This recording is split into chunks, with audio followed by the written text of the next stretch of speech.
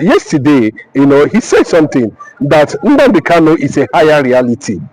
When somebody say that somebody is a higher reality, that Nnamdi Kanu is stubborn and intelligent, and to an extent, Nigeria cannot be able to entertain him in their own court, because Nnamdi Kanu have a clear understanding and broader view of what he is into and what he's fighting for. And in the reality of it, the way he sees it, I'm quoting Binta Yako now that has been rescued from the case.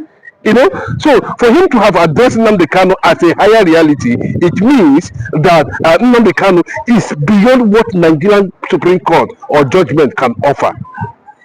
She knew that Nnamdi Kanu has already defeated Nigeria in their own court. So, and Nigeria having gone through all these things and having thrown almost all the judges in Nigeria, nobody is interested to address Nnamdi Kanu's case until Nnamdi Kanu now called the attention of the Judicial Commission to look into it, where Tosho, of course, was being agreed to reassign. Let me tell you clearly, they are working closely with the government, the way I'm saying it, whether political solution or not, that does not matter. What matters is that Nnamdi Kanu has paid the price. What you are seeing there is one of the requirements of the United Nations. What I are seeing there is a very big and larger savior, broader savior to Nnamdi Kanu. And at the freedom of Nnamdi Kanu will bring an advancement to Biafran recognition all over the world. And that is the news, and that is the breaking news this morning, that the judge that has already been reassigned to Nnamdi Kanu has already issued a secret statement that I'm going to free these guys because he has nothing against anybody. There's no court that can try him. But Nnamdi Kanu can only go to ICC and be tried in ICC. And even at ICC, Nnamdi Kanu will still beat them completely. So I can tell you the depth of what the man is already saying. That the type of Nnamdi Kanu can only be tried in ICC, not in Nigeria courts. So that's what the picture, and that's what it means by a higher reality. Somebody that's of it, the Binta acknowledge that Biafra is a reality, but the person that is driving is a higher reality. So we must understand what these people mean, and the recognition, the support that is coming from all over the world, the European Union, the AU, the statement made recently by the congressmen, and of course some Britain and American activists talking about how to save the Christians in Nigeria. And of course, because of what happened to one Sunday Jackson, where a certain court, the same court again, sentenced a man that will defend himself to death for defending himself. And these are the things they want to do in River State. These are the things they want to do in Nnamdi Kanu. But you can see Nnamdi Kanu's, confrontation. You understand? So that he busted outbursts. He confronted the demons. He called Nigerian judiciary a shrine. He called Nigerian judiciary a fraternity. He called Nigerian judiciary a court of Fulanis, a court of murderers. That is what it means.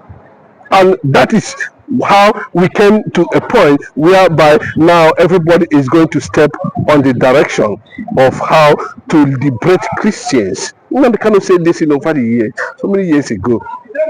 But the Fulanis are using, some Arab Yorubas to be caging people who are exposing the real secret. How come the Arab world? You can see what the Murik is saying in Southwest here. We don't want you. If you declare war, if this you want war, we'll give it to you. We want this kind of. See, it's going to be between Northern Muslims and Biafran Christians. As simple as that. Northern Muslims, that's Nigerian Muslims. What I mean by Northern Muslims, I mean Nigerian Muslims and Biafran Christians. And that is what the world is looking at. Consistently, the Christians have been murdered. consistently. They are victims, of conquest consistently. I mean, everybody's looking at that. Russia, America, Israel, they are looking at that, and they're coming up with a plan gradually. If you look at the body language coming from the Republicans, the congressmen, the American government, and so far, you know definitely that the time for balkanization of Nigeria has come. And victory and support and recognition, immortalization is going to go to the man Binta Iyako described as a higher reality. If you are watching again, kindly subscribe, on notifications, click the like button, and then share this video with others. So, Mr. Chinedu, we are looking at the fact that over the weekend, Vladimir Putin was met by some Biafra agitators. Is that a sign? Because we know how Russia is very powerful in the world. The US is talking, Israel is talking. It's not a sign that this Biafra is not a joke. Yes, let me tell you, in 1885, where the British spy went and sold a dummy in Berlin, where they shared Africa, a British spy went and told the world that these people should not be allowed to exist. And that was what brought the attention and the wickedness of Igbos by the British. But now, nobody is going to sell that kind of dummy again. Everything has a expiring date. What we are seeing there is not beyond transactional approach and bilateral relationship that will be established very soon. Remember, Nigeria is struggling. Do you know why Bola Tinubu is always in France? We know why he's always in France, because France is losing out completely from the Sahel nation, and it is only Nigeria that can come to the rescue. And we can see now to an extent that even why Macron approached Donald Trump on the issue of to turn down the Biafra recognition, Donald Trump refused in the White House. We saw it clearly. This is not a hidden thing. And Russia is coming into Africa too. China is coming into Africa, and they are seeing Biafra, as a major. Because if you look at this, what they published recently, they said the Igbos are the fourth richest tribe in the world. Fourth richest tribe in the world. Sixth most traveled. Listen, you can go sixth most traveled all over the world.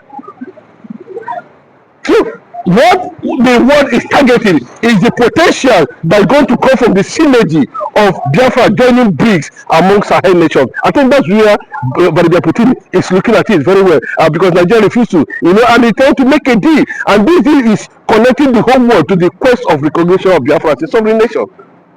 As simple as that. And then when you see, a calculative attempt by Simon Ekpa, Dr. Rabose, and some of them, buying into the agenda and trying to attach Russian solidarity to Biafra recognition. That is why you are seeing those latest movements so far, and in celebration to what is to come. So, unfortunately, Tinubu felt disappointed that Macron was not able to convey and convince the American government on how to turn down completely the recognition of Biafra ahead.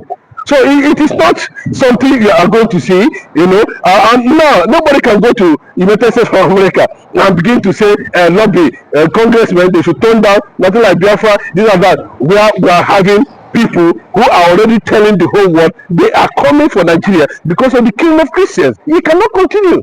And most recently, the one that has gone viral is the issue of Sunday Jackson that is being discussed in the White House currently now. So all this thing is that Nigeria created it, and they continue to push for the world a recognition. The world is going to celebrate Biafra, and when Biafra come, I can tell you more than 80 countries of the world is going to endorse that recognition. There's no two ways about it. If you can, finally, do you ever think that Biafra will truly come? Are you optimistic? I am. What do you see? Because it has been predicted in the Bible. Yes, you go to Daniel. Well, I told you that a kingdom is going to emerge from the Black Africa. It has not come. That kingdom has not come. They call it Prince. That kingdom has not come. So that when Tupac was singing, a lot of things, when people say it, we don't look at it from different angles. He said, my 4-4 will make sure all your kids don't go. The 4-4 there, is the remaining kingdom. We have had 3 kingdoms already existing. The 4th kingdom is going to come from Africa, and that 4th kingdom is Biafra. Biafra is going, the government of Biafra is going to be different from other system of government we are seeing. So when that kingdom emerges, of course, has been predicted in the Bible, that will align with the concept, the principles of God in heaven. Well, what's the principle? Thy kingdom do what? Come. And that's the concept of the first black Jewish nation in Africa. Okay, God bless you so much, Mr. Chinedu. Thank you for coming. Thank you for having me. I think Donald Trump is the angel that has been sent to emancipate the emancipation of Biafra. We must understand that in the cabinet of Donald Trump, we have a very critical person, Suzuwili. Suzuwili, who is the current chief of staff of Donald Trump, was captured some few weeks ago, having conversations with some critical states that need to be delivered from the shackles of Boko Haram, which by extension is the Fulani Caliphate. We can see that most of the NGOs that we have in Nigeria today are domiciled in the north. Most of the NGOs which are financed, when we look at it historically, we saw that these were the machinations of Barack Obama. Barack Obama, who had a deal, unfortunately, he had a deal with Buhari that they have to do everything to bring Nigeria down. Because when Jonathan was in power, Nigeria was speculated to be the biggest nation in Africa and even ahead of some European countries. So you will understand that when Barack came in, they financed Fulani because they know that the Fulanis are always anti-progressiveness. The only thing they want, the only thing they like is Sharia. The only thing they want is to suppress people and take away people's progress. And they gave that to who? To Buhari. Then the NGOs started coming in. If you look at it before 2014, we didn't have NGOs in this country. US aid was not coming into this country. Obama even wanted to pass a bill that man will be marrying each other. So when Trump came on board, the first step Trump took was he called Buhari. He said, Buhari, why are you killing my people in the southeast? He asked him that question. He asked him that, Buhari, are you sure you are not a dummy? What is going on? Buhari was just laughing. He asked him again. He said, why are you killing Christians? If you take a look at the Nigerian man, the region that is predominantly Christians are the Biafras. And if you look at it, within that period of 2017-2018, that was when Nnamdi Kanu residence was invaded. That was when his father was killed because of that abuse of human rights. Donald Trump has not forgotten. Nnamdi Kanu, this is why it's good to be good. When Donald Trump was about to win his election in 2020, Nnamdi Kanu was one of the very important contributors. Nnamdi Kanu, a very charismatic and a very vocal person, was in that convention and he ensured that he paid his dues. And that was when he had that relationship with Susu Willis. You will see that the first step when Donald Trump came on board, he said that US aid that is financing the Fulanis will stop. You will see that they have not been crying. They have been conjunctive, coming up with all manner of cock and bull stories, saying that so it is the Christians. It has never been the Christians financing this. Orabweze will have a day because, of course, she is on the path of truth. And this is the same cause Simon Ekpa came out to extend. Because ever since Nnamdi Kanu has been incarcerated, Simon Ekpa came to push that agenda. They started having lobbies in the United States of America. Don't forget, they told you that Simon Ekpa will be extradited. Since when? Since when? They have told you he will be extradited since January. Have you seen anything? But instead, it is Nigerian army that has been disgraced. Canada saw what they are doing to the Biafrans. You can see that there is one-time abuse of human rights in the southeast. And don't forget, we have what we call an BRGIE annex in Canada. And they reported this case to the Canadian government. The Nigerian government or the Nigerian army was invited that they should bring 10.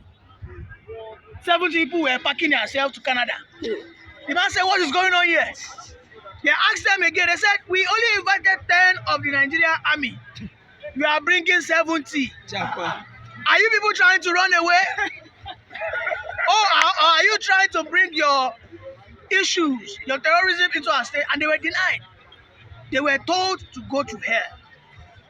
At this stage, it is imminent that there has always been a voice of truth. And no matter how evil tries to spread its rumors, it only takes one day, because it is apparent now that the Nigerian army, the Nigerian government, all along have been complicit in the killings, in the ridicule and humiliations of the southeastern states, of the Biafras. Chidi Odinkalu came out and questioned Ribadu. There are no Ribadu. Why are you still holding Nnamdi Kanu? Tinubu has been questioned. Why are you still holding Nnamdi Kanu? There's no reply for that. He has also asked Ribadu, why did the Nigerian army take 70 instead of 10? Ribadu has switched off his phone. He cannot, there's no response. All of them, they have no response. There's only one thing here. It shows that Nigeria as a state does not have respect for rule of law. They do not have respect for what? For what we call human rights.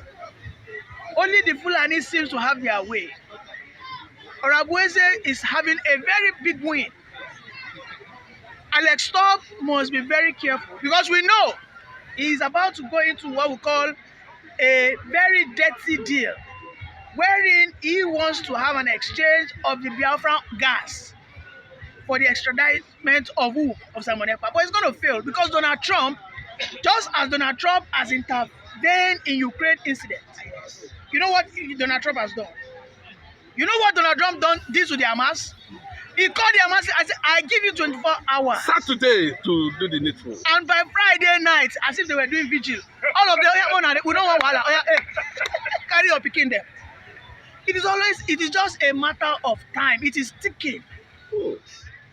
The caliphate of the Fulani, he is clipping it one after the other. The money that is funding those terrorists has been cut short now. Very soon, they will start running out from the bushes into the city. We'll start picking them one by one. And then from there, look at what is going on in Sokoto. Why has the Sultan never been attacked for one day? That's my question. My brother, they will tell you that they are fighting in Ikeja. Every time, Ikeja. But the Sultan's house is at Guinness. No, but nothing happened to him. Nothing happened to him. It tells you one thing. They know that if these people go, within 2 weeks, I guarantee you, the North will start stabbing. Because they know that the resources that they are able to exploit from that southern part of the country is what is sustaining them. And they must do everything. Those that were supporting them, which were the Democrats. And you know, during that election, I was looking at some of my Igbo brothers who were supporting Democrats, who were hoping for Kamala Harris to come in. We were just looking at them like, it seems you don't even understand what liberation means. You don't.